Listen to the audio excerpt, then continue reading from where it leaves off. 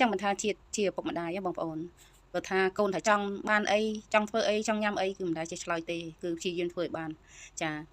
តាមពិតតំណប់ស្វាយនេះខ្ញុំឃើញយូរហើយតែមិនទាន់ឃើញចង់ធ្វើព្រោះរវល់តែរហូតហ្នឹងសាប់តែកូនបើកភ្នែកមិនទាន់មកកូនចង់ញ៉ាំតំណប់ស្វាយនេះអារៀងចែគេបាញ់ឲ្យមើលទៀតមិនបងអង្គយូរក៏តែបីស្វាយយកមកធ្វើហ្មងទៅបងប្អូនហើយស្វាយនេះដែរគឺស្វាយកែលមៀតនេះខ្ញុំយកមកធ្វើហើយប្រហែលជាខ្ទង់5គីឡូដែរធ្វើច្រើនដែរបងប្អូនដាក់បានឡើង4ថាសឯណោះហើយចំណែកការធ្វើវិញឃើញតែអង្គុយចិត្តស្វាយហ្នឹងក៏ចង់កោងជាគេដែរអើយចាស់ហើយមិនដូចក្មេងទេចាពេលដែលចិត្តហ្នឹងគឺខ្ញុំដាក់ត្រាំទឹកអំបិលបងប្អូនចាត្រាំហើយយើងយកទៅលាងទឹក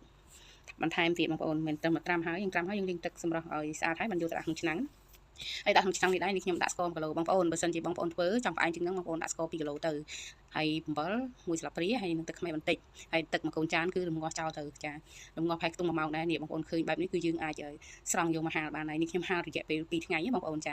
សម្រាប់រសជាតិវិញគឺរីងស្ទើផ្អែមបើសិនជាបងប្អូនធ្វើសម្រាប់ស្វាយ5គីឡូគឺបងប្អូនដាក់ស្ករចំនួន2គីឡូទៅនេះខ្ញុំដាក់1គីឡូគឺស្ទើហើយអញ្ចឹងបើសិនជាកូនគាត់ចង់ញ៉ាំផ្អែមមានរយស្ករពីលើដោយសារនេះខ្ញុំអត់សូវចូលចិត្តផ្អែមឥឡូវស្វាយនេះរួចរាល់ហើយបងប្អូននិយាយថាទាញមកសាច់ឡើងស្វិតប៉ុន្តែឆ្ងាញ់វាអត់សូវផ្អែមខ្លាំងទេអរគុណច្រើនបងប្អូនទាំងអស់គ្នា